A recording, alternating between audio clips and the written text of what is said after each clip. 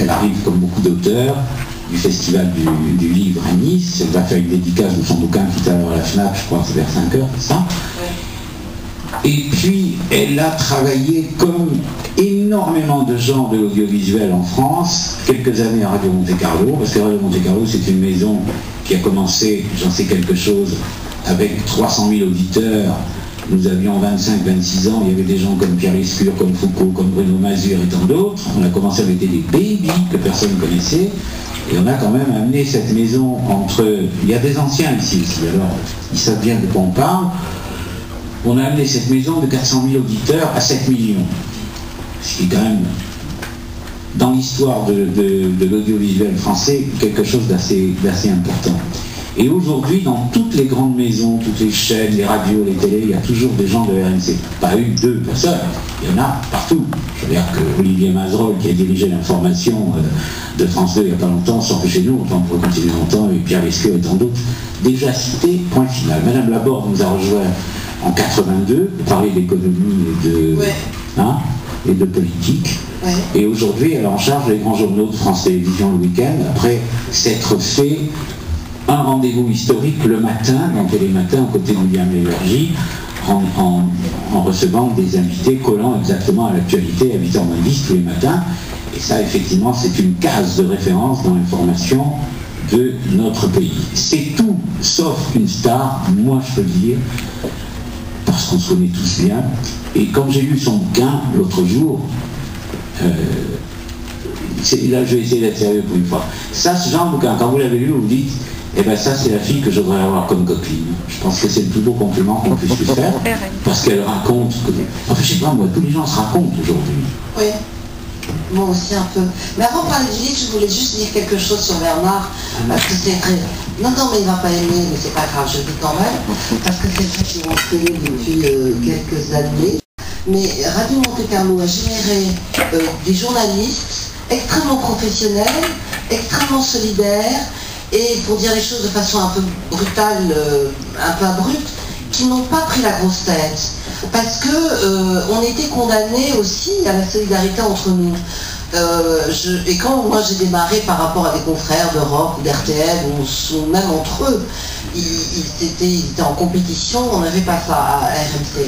Et la deuxième chose que je dois dire, c'est que j'ai eu deux rencontres comme ça bluffantes dans ma carrière de journaliste qui ont ce talent formidable du direct, de la présence, du pif, du sens de l'impro, de l'intuition. Et je le dis vraiment très très sincèrement, c'est Bernard Spindler, quand je suis arrivée à RMC et que je l'ai découvert, et que c'était une immense vedette, et moi j'étais une toute petite journaliste débutante, j'étais très impressionnée. Et le deuxième qui m'a autant impressionnée que Bernard, c'est Yves Morosi, quand je suis arrivée à TF1, peut-être parce qu'ils avaient en commun justement ce sens du direct, cet amour de l'information, cet amour du news, cette idée que ça ne s'arrête jamais. Et voilà, et ce sont deux hommes très différents par leur personnalité, etc., mais qui avaient ça en commun et qui étaient absolument, qui sont absolument des qualités fascinantes et que j'espère nos jeunes confrères garderont. Moi, ce qui me touche beaucoup, c'est que tu rends bien hommage à... J'ai de la peine de lui dire vous, à Yves Morosi, parce que c'était un frère, avec tous une vénération. Il y en a un troisième aussi qui a fait l'information dans ce pays, qui était Jacques Paoli. Jacques qui est arrivé en décrétant que les journalistes n'écriraient plus et qui raconteraient l'actualité, il fallait quand même le faire. C'est avec les journaux ont doublé de volume, quand on faisait un journal d'une demi-heure, il faisait 1 heure. Mais c'était fantastique parce que les gens se décontractaient, ils arrivaient à raconter leur sujet, etc. Bon alors, ma grande, oui. On a sur le dos les grands journaux de France 2, les 13h, les 20h, etc. Et on vient de passer 2 mois à faire de la politique, et encore de la politique, et à recevoir beaucoup de gens, etc. Et on en sort dans quel état? Oh, à la fois un peu fatigué, mais ça a été une belle campagne. Ça a été une belle campagne. Moi, je trouve que c'est le signe quand même d'une grande vitalité démocratique. Alors, il y a eu des coups qui étaient un peu inattendus. Il y a certains confrères qui disent qu'il y a une petite politisation de la politique, quand c'est pas forcément un compliment. Et c'est peut-être vrai, et en même temps, je pense que c'est aussi lié à un changement de génération. c'est vrai que quand on voit les deux couples phares de la campagne, qui ont été le président et Madame Sarkozy aujourd'hui, mais qui sont en effet plus glamour et plus comme ça proches des stars et des vedettes que n'étaient sans doute Jacques Chirac et Bernadette. Que de l'autre côté on a Ségolène Royal et François Hollande qui d'ailleurs nous a fait un petit coup de théâtre hier soir en annonçant que finalement chacun prenait sa liberté.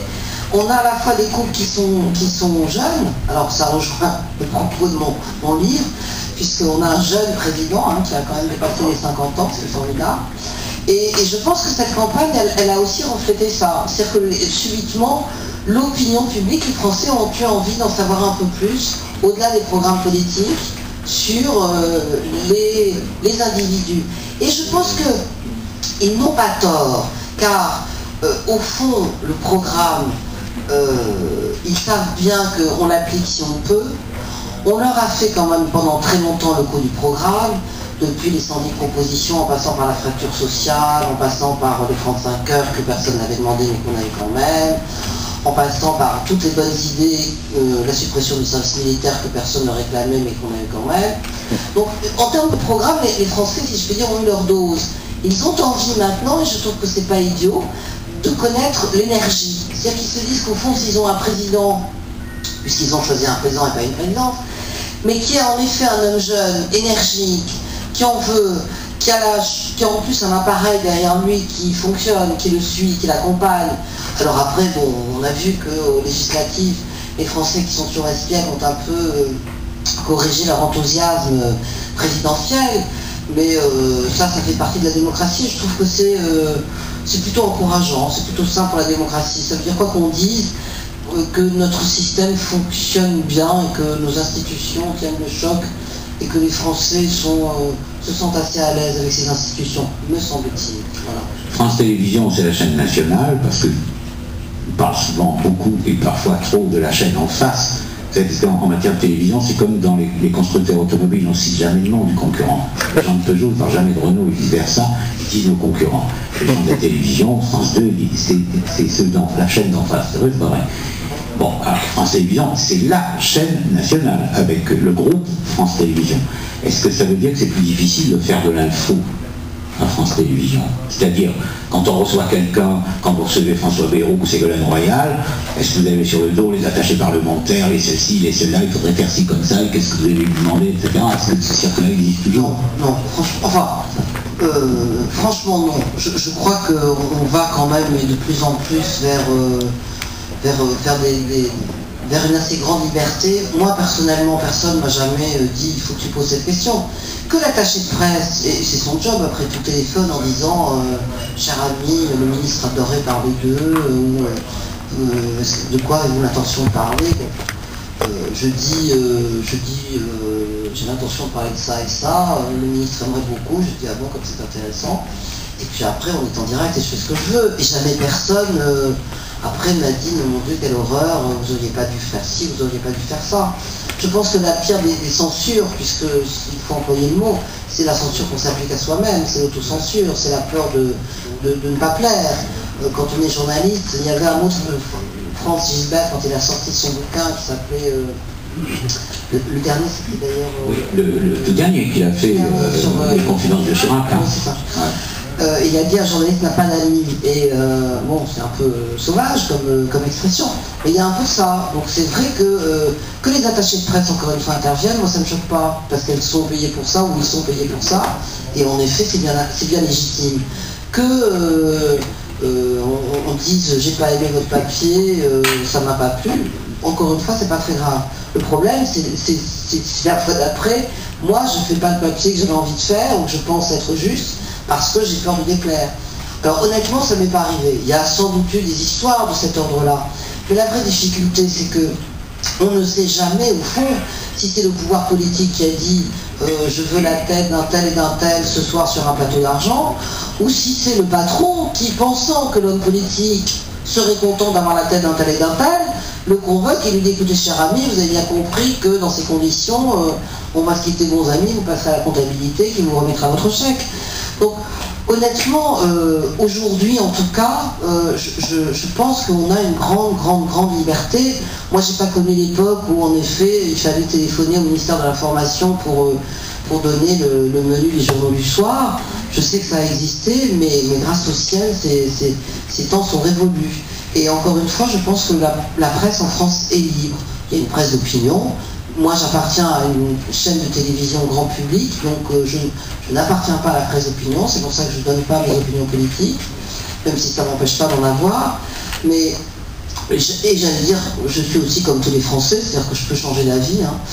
Je peux être d'accord sur tel projet de droite et contre tel projet de gauche, et d'accord sur tel projet de gauche et contre tel projet de droite. Enfin, je veux dire, quand on a beaucoup navigué comme ça dans les grands enjeux économiques, on se rend compte qu'au fond, sur ce qui est le cœur des sujets, c'est-à-dire l'économie et la relation internationale, il y a une politique de droite et une politique de gauche, mais je veux dire, on sait à peu près ce qui marche, on sait à peu près ce qui ne marche pas. Et quand je me suis retrouvée, justement, au cas de vérité, ce qui était considéré pas comme une promotion à l'époque, puisqu'il fallait se lever à 3h du matin, et je sais ce que ça veut dire, c'est que c'est totalement inhumain, et qu'à l'époque, je vivais seule avec 2 enfants, dont un avait à peine 1 an. Donc il a fallu organiser totalement différemment la vie, quelqu'un à la maison, et c'était difficile, mais j'ai pensé qu'il fallait surtout pas que je prenne ça comme une mise à l'écart ou une sanction, mais que j'en fasse au contraire un rendez-vous chaleureux, rigolo, sympathique, de qualité, et j'ai l'immodestie, là encore, de croire que en 10 ans, ce rendez-vous de Télématin est devenu une interview à part entière, et qu'il y a autant de téléspectateurs devant France 2 le matin que d'auditeurs à l'écoute d'Europe ou d'RTL. Et ça, je trouve que c'est une vraie réussite et une vraie victoire, et j'en suis extrêmement fière. Donc demain, je ne sais pas, demain sera le bienvenu. On vous a embêté en vous posant un peu des questions d'avant-campagne, tant que vous êtes quand même une des seuls à avoir dit il vaut mieux que Béatrice Schoenberg quitte la présentation. Vous vous rendez compte, si demain on l'appelait Madame Borloo, ça fait désordre. Il y a le problème que peuvent poser des journalistes qui sont les compagnes ou les épouses d'hommes politiques. Je précise que ce n'est pas le cas de Françoise, qui partage sa vie avec d'ailleurs un ami, ancien journaliste de RMC, encore un de plus. Oui, ils sont partout. Ils sont partout, ces gens-là, vous savez. Et voilà, donc c'est vrai que ça peut, comme Marie a eu l'élégance de dire je m'en tire, Marie Leclerc, la compagne de Barouin, bon, ça pose quand même problème. C'est curieux d'ailleurs, ça en a moins posé pour Mme Ockrent vis-à-vis de M. Kouchner. Théoriquement, enfin là, elle a arrêté son émission, je ne sais pas ce qu'elle va faire à la rentrée, mais c'est vrai que si elle fait une émission politique à la rentrée, c'est quand même très compliqué. On est quand même un des seuls pays au monde, enfin non, je dis le seul d'ailleurs, où on peut mener de front. Alors je ne dis pas en plus que ça jette que quand on est journaliste, parce qu'on aime un homme politique, on adhère forcément à toutes ses idées et qu'on manque de professionnalisme. Ce que je pense, c'est que ça change de regard du public, c'est-à-dire qu'ils ne regardent pas de la même façon une journaliste qu'ils ont toujours connue et l'épouse du ministre de l'économie et des finances. Et c'est vrai que c'est quand même on se retrouve toujours. Moi j'ai passé des week-ends où Arlette m'expliquait tu ne peux pas partir. Pourquoi? Parce que peut-être que le Premier ministre va parler. Très bien. Et pourquoi je ne peux pas partir? Parce que si le Premier ministre parle, après je ne peux pas faire l'interview. Très bien. Donc c'est toi. Ah bon, d'accord. Et alors on sait quand est-ce qu'il parle, on ne sait pas. Très bien. Je devais aller chez des amis en Tunisie. Ah ben désolé, je ne viens pas chez des amis en Tunisie, tu restes à Paris. Bon. Je vais passer mon week-end à Paris. Bon, c'est pas grave, j'attendais. Il n'y avait pas d'interview de Villepin en vue. J'appelle mes amis qui étaient concernés de ne pas me voir venir et j'étais à un service et je suis restée pour rien. C'est sur des choses comme ça que c'est en effet un peu compliqué. Là, il y a des rumeurs de remaniement ministériel parce que Juppé a été battu à Bordeaux. La rumeur dit que Borloo, qui n'a pas été d'une habileté terrible, pourrait reprendre le portefeuille de Juppé, ce qui n'est pas vraiment une promotion. Donc c'est vrai que, par définition, si on est journaliste et qu'on a ces informations, on a une espèce d'obligation de fidélité à l'égard de sa rédaction, on doit donner les infos dont on dispose, et en même temps il y a une obligation de fidélité à son mari, et on ne va pas appeler le rédacteur en chef en disant « j'en ai une bien bonne, Bordeaux il est viré du ministère de l'économie », alors que forcément on sait les choses. Donc c'est plutôt dans des situations comme ça qu'en effet il peut y avoir des conflits d'intérêts un peu difficiles. C'est une exception française. Oui. Hein, voilà. Il y en a un sur le plan culturel, bon, ça s'en fait de plus. Moi j'ai compris pourquoi hier, sur les présentoirs du Festival du Livre à Nice, le bouquin il n'existe plus. C'est-à-dire que tout est parti. Pas seulement à cause de la personnalité de Françoise, parce que les gens qui l'ont lu savent que c'est désopilant. Moi je sais que je suis marié du début à la fin, parce qu'au contraire il y a des choses qui sont très sensibles, très émouvantes. Mais elle fait ça avec son ton habituel, et puis alors, vous savez, quand on annonce la couleur en disant c'est écrit gros dans le bouquin, c'est pour éviter de mettre des lunettes, parce que ça donne le ton quand même, quoi. C'est sympa un bouquin comme ça, vous n'êtes pas obligé, vous avez oublié vos vocales, ce qui est mon cas, et vous pouvez lire parce que c'est voilà, bon, c'est assez désopilant, c'est une vie. Et peut-être que certains d'entre vous ont vu l'émission de Mireille Dumas il n'y a pas très longtemps, où était d'ailleurs. Il y avait Thierry Lhermitte, hein, c'est ça? Il y avait François. Non, c'est pas Thierry Lhermitte. Moi, j'avais pas mes lunettes, alors je devais être quelqu'un d'autre. Alain Chamfort. C'était Chamfort. Ah oui, le Bellâtre, oui. Et puis il y avait donc. Et Hugo Frey, il a annoncé en direct qu'il avait une maîtresse de 30 ans depuis des années. Ça n'était pas aperçu. Non, mais en fait, sa femme n'était pas au courant, surtout. Elle était là en verra l'émission. Ah oui, ça. Moi, j'aurais été Madame Beaufray, j'aurais été Glueur devant mon poste. Voilà, ça dérange un peu. Et alors, il y a dans les chapitres très drôles de ce bouquin que Françoise raconte, elle parle de ses assistantes, et alors on a tous été dans ce métier plus ou moins maudit avec nos assistantes, qui sont quand même des filles formidables, dans l'ensemble, dévouées et tout, mais qui n'ont pas une culture générale exceptionnelle. Oui, et puis qu'on maltraite un peu, et puis après on se sent coupable parce qu'on les a maltraitées, et puis en même temps, elles sont extrêmement contentes et fidèles, et voilà. Donc c'est vrai qu'il y a des espèces de...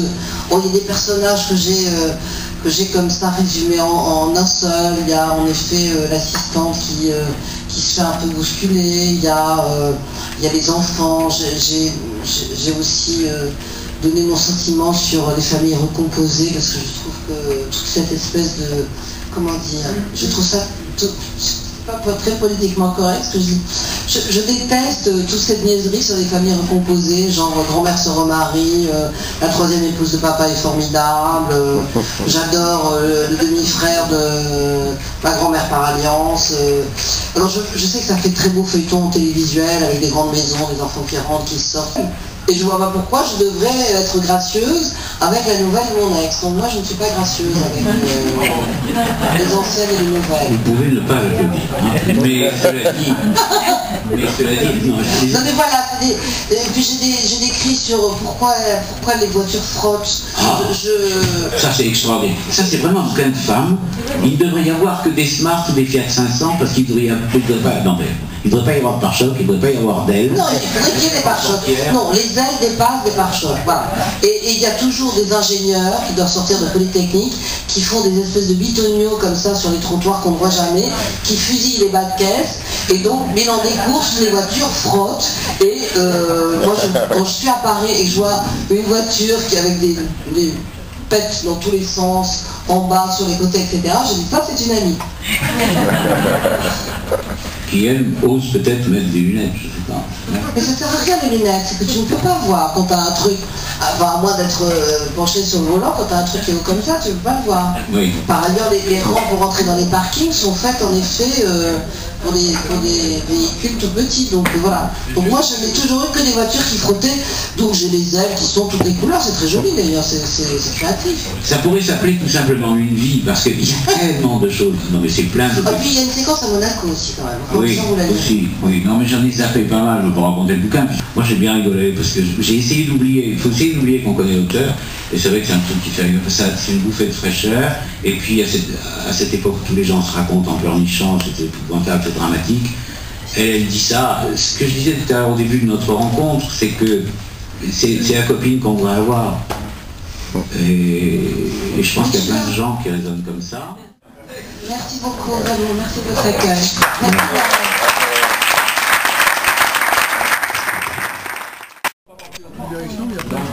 Donc vous avez travaillé 2-3 ans à Monaco. Quels sont vos souvenirs?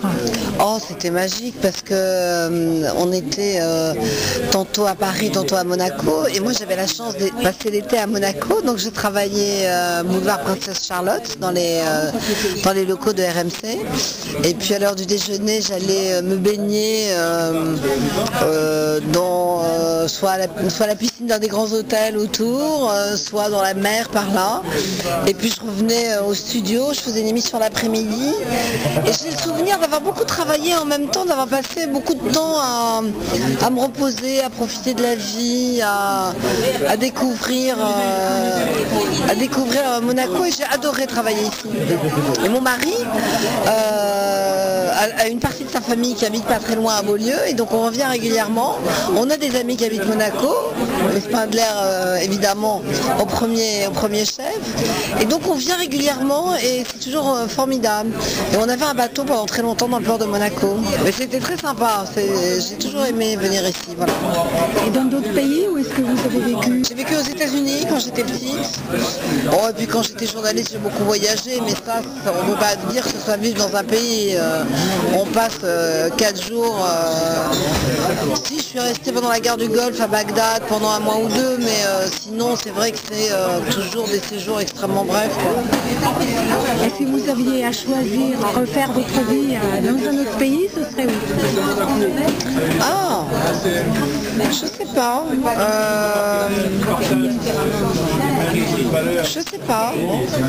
J'aime beaucoup la France, même si y a beaucoup de choses qui m'exaspèrent. J'aime beaucoup Monaco, mais je sais pas si je vivrai à temps plein. Peut-être dans un pays anglo-saxon ou en Italie. Mais je peux pas dire parce que moi j'aime tous les pays. Voilà, c'est ça qui est compliqué.